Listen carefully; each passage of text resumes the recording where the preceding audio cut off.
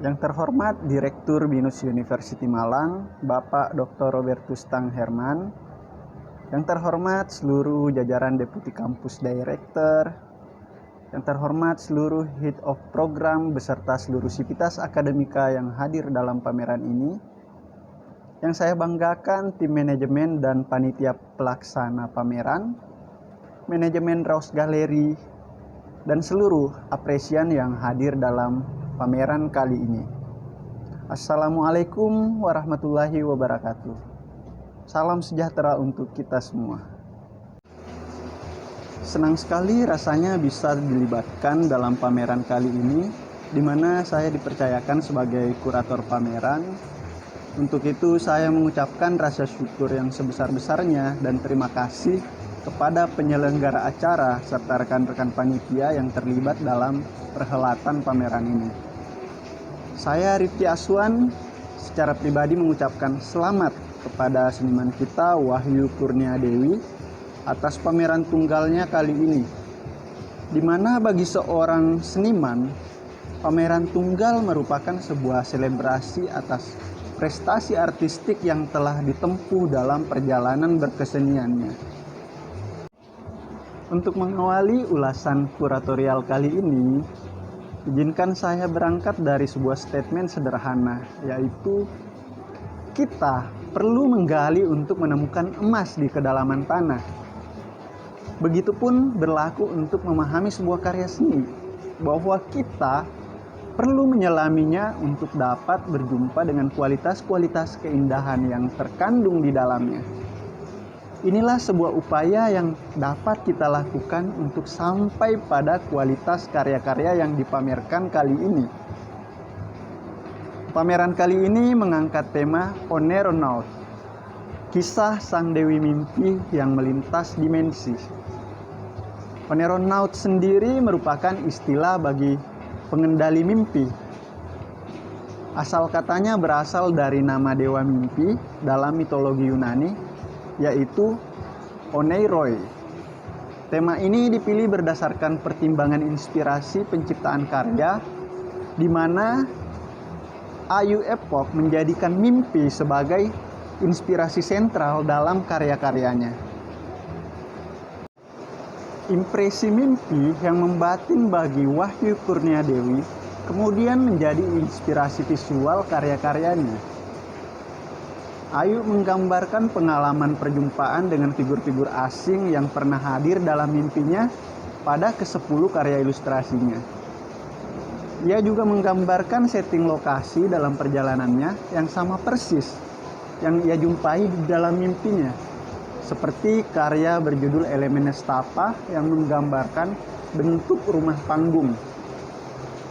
Bahkan sosok-sosok menyeramkan dalam mimpi buruknya dihadirkan dalam karyanya. Yang menarik adalah adanya penggambaran dimensi cermin terbalik atau upside down yang mewakili afeksi kesadaran pada 6 dari 10 karya ilustrasinya. Fenomena ini mungkin bisa diidentifikasi sebagai puspo tajam dalam primbon Jawa. Bisa juga mungkin difantasikan seperti time traveler yang menjelajahi masa melalui mimpi. Apapun itu, hal ini melibatkan kesadaran mentalnya, di mana keterlibatan emosi itu menjadi berkali-kali lipat dan dirasakan secara nyata. Mimpi Ayu Epok seolah melibatkan indrawinya seperti mendengarkan suara, alur yang sangat berwarna, ataupun merasakan makanan dari indera perasanya. Bagi seorang lucid dream disease, sensasi yang dirasakan secara sadar memberikan kebahagiaan tersendiri saat bermimpi indah.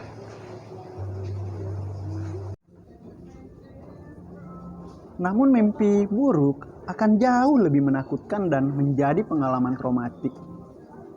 Akumulasi kecemasan dan pengalaman traumatis ini disublimasi melalui proses berkarya seni. Seni ilustrasi menjadi terapi dan detoksifikasi jiwa dari kecemasan atau trauma yang mencemari kesadaran Ayu Epok. Pada 10 ilustrasi yang ditampilkan, upaya berdamai dengan diri tersimbolisasi melalui visual style, warna, dan garis tipis yang konsisten. Objek traumatik ini difilter melalui gaya pop surrealis dengan nuansa ceria untuk meredam sensasi kecemasan.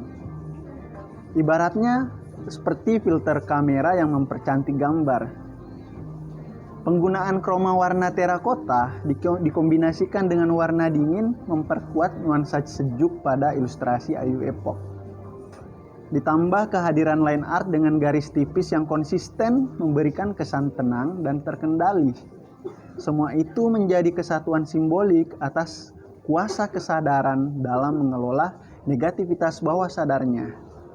Nampaknya pameran kali ini memperlihatkan fase di mana Ayu telah ikhlas dan menerima fenomena mimpinya, menempatkannya sejajar dengan realitas kehidupan dan dinormalisasi.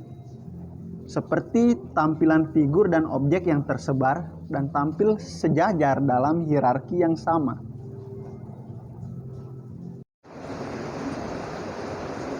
Ada satu hal yang terasa sangat misterius untuk digali di dalam karya-karya Ayu Epok, yaitu kehadiran elemen air di setiap karya-karyanya. Seperti apa yang diceritakan Ayu, bahwa air itu adalah sebuah elemen kehidupan dan sangat istimewa. Dia memiliki zodiak Aquarius dan sedari kecil dia sering ikut orang tuanya mengunjungi laut, tambak, sungai, ataupun kolam-kolam. Karena kebetulan orang tuanya bekerja di dinas perikanan. Namun penjelasan itu saya rasa tidak cukup untuk menjelaskan kehadiran elemen air di dalam karya-karyanya. Ada sesuatu yang jauh lebih daripada itu.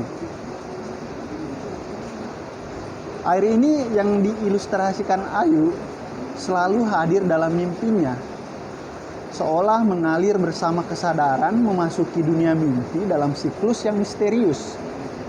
Jika demikian, apa hubungan air dengan mimpi-mimpi Ayu yang terasa nyata atau yang menjadi kenyataan? Pertanyaan ini berputar dalam benak saya dan mungkin hanya dapat menjadi sebuah misteri yang sukar untuk divalidasi. Menjawabnya mungkin menantang batas rasionalitas yang saya miliki dan hanya dapat membangun asumsi semacam fiksi ilmiah untuk memuaskan nalar.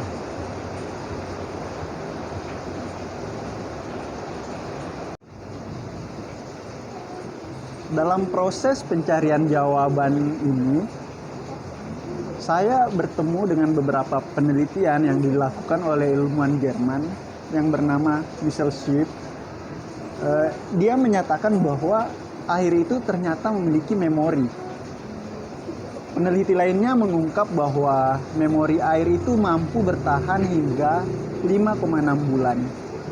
Nah, coba kita bayangkan bagaimana pengaruhnya jika air yang kita konsumsi membawa riwayat-riwayat memori yang terekam selama perjalanan siklus daurnya. Dalam siklus daurnya dia mengalir dari tempat tinggi ke tempat rendah. Dia tertuang dalam wadah penampungan, menguap dan menjadi hujan. Dia diminum oleh semua makhluk. Siklus ini akan terus berputar secara misterius merekam riwayat perjalanannya. Bisa jadi mimpi-mimpi Ayu Epok dalam karyanya bersumber dari memori air yang mungkin dikonsumsinya. Ayu memiliki kepekaan batin dalam menyerap memori air ke dalam mimpinya sehingga mimpi itu terasa nyata dan bahkan ditemukan dalam kenyataan.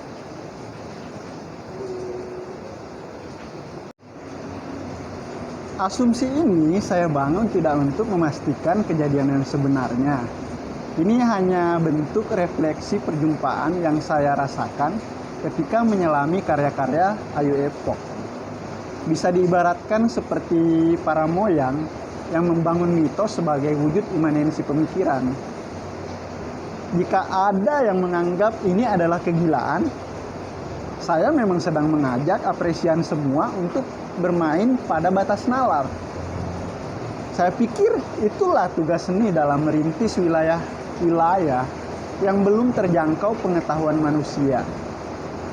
Semoga ada di antara apresian yang mampu menangkap kebenaran dan menjelaskan fenomena ini, sehingga siapapun yang terjebak dapat keluar dari kegilaan.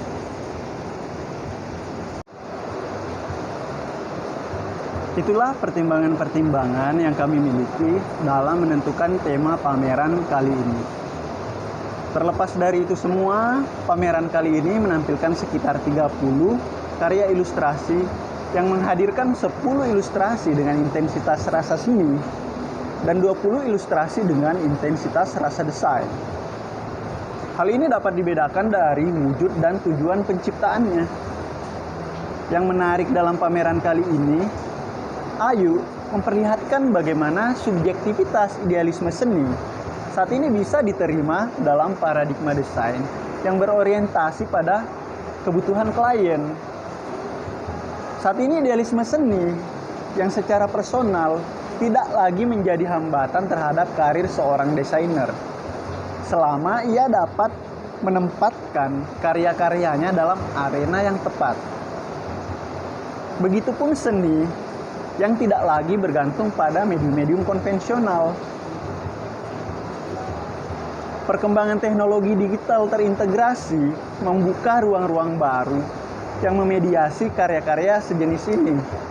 Distribusinya bisa ditemukan dalam bentuk aset digital yang diperjualbelikan dalam sebuah platform, atau bisa berupa NFT, atau dicetak sebagai produk yang melekat dalam gaya hidup manusia. Demikianlah kiranya pengantar singkat yang dapat saya sajikan dalam sudut pandang pribadi saya terkait sensasi yang saya rasakan melalui perjumpaan dengan karya ilustrasi Wahyu Kurniadewi atau Mbak Ayu Epok.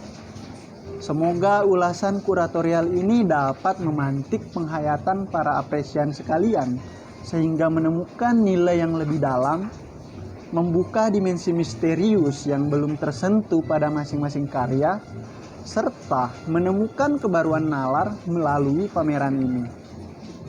Untuk kekurangan saya ucapkan permohonan maaf. Saya akhiri pengantar ini. Assalamualaikum warahmatullahi wabarakatuh. Terima kasih.